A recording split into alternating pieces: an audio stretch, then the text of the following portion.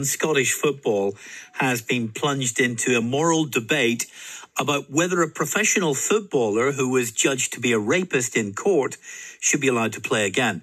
Glasgow United FC says yes. That club is standing by David Goodwillie. He and his fellow player David Robertson were found to be rapists by a civil court in 2017, and that ruling was later upheld by the Court of Appeal. Their victim, Denise Clare, who's waived her right to anonymity, took them to the civil courts where the burden of proof is different. It works on a balance of probabilities rather than the higher bar of guilt beyond reasonable doubt. But they didn't face criminal prosecution because the Scottish Prosecution Service said there was insufficient evidence to bring a case. Now prosecutors have been asked to consider reopening criminal proceedings against Goodwillie because of comments he made in a podcast just last week, in which he said he's been denied justice and he'd be prepared to turn up to a criminal court. Thomas Leonard Ross, KC, is the barrister representing their victim, Denise Clare. The position is that Mr. Goodwillie was never prosecuted, and if that decision not to prosecute had been kept private to the prosecution authority, then there would have been no bar to prosecuting him even 12 years after the decision was made. The complication is that they gave him an assurance that he would not be prosecuted, which I believe must be written for him, although I've never seen it. And the fact that he has the written assurance that he will not be prosecuted essentially gives him an absolute objection to any prosecution being raised at this stage. In other words, he could say to the prosecutor, you are personally barred from prosecuting me because you gave me a letter in July 2011 confirming that you would not prosecute me.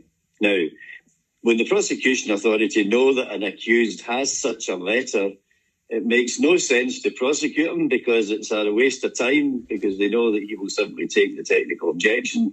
The extraordinary thing that has happened in this case is that Mr. Goodwillie did a podcast interview in which he said that he wanted to be prosecuted, that he thought he had been denied access to justice because he wasn't prosecuted. He said he would go to court 100%, that he would go to court, the criminal court as he put it, and he would prove his innocence and so on. So all that I really did was draw the attention of these comments to the prosecution authority and ask them to draw the same inference as me, namely that if they do prosecute him, he won't take the technical objection and therefore the victim can get access to justice. Have you had any response from the authorities? I've had no response, but to be fair, I only sent the request to them on Tuesday and it's never happened before. So you can imagine that there'll be discussions within the prosecution authority as to what to do. I mean, they made a decision in July 2011 not to prosecute him.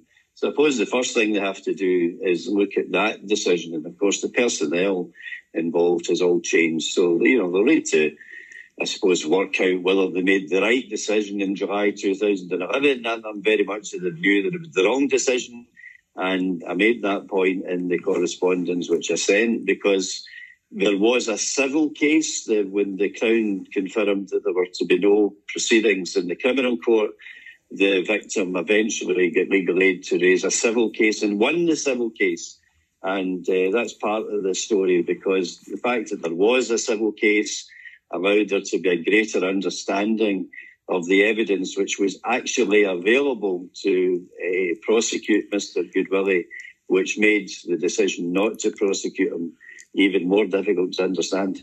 And as you say, in that civil case that the court found for your client and awarded damages of £100,000. Has your client received any penny of that? Not a penny. No, she's never received a penny. I mean, to be fair to Mr. Goodwillie, he did say in the podcast that he had a property which was sold and he understood that the proceeds were to be paid to his victim. I don't know whether that's true or false. All I can say is that she has not received a penny from either of the players who were involved, because there was another player involved in the incident who was also found liable in the civil court. How is your client feeling at the moment about the prospect of going to trial again, if that were possible? Well, I mean, she has always wanted to go to trial. I mean, when the decision was made not to prosecute him, she could have left it at that, but she went to the civil court. She gave evidence in the civil court proceedings and called evidence. And, you know, for many years we've been thinking what could be done to help her. We did look at the avenue of private prosecution. We haven't ruled that out completely, but in Scotland there's only really been one authorised private prosecution in the last 100 or so years. So again, we would be going into, you know, fairly novel territory, and there would be no guarantee that the court would give us authority to do that. So we really just need to look at every avenue. You know, well, this is the first step. It's extraordinary development. You know, I can't think of another situation where somebody essentially gets a guarantee that they will not be prosecuted for a very serious offence, and then asks, essentially through a podcast, for the Crown to reverse that decision and to prosecute him. You know, it's almost something you might see in Hollywood, you know, but that's the situation we're in. He went on to this podcast and said, you know, that he'd been denied access to justice, that his life had been in limbo because he hadn't been prosecuted, and they wanted to be prosecuted. So all I did really was, you know, draw the Crown's attention to that. Thomas Leonard Ross, KC, the barrister representing the victim in this case, Denise Clare. We're joined by Marion Scott.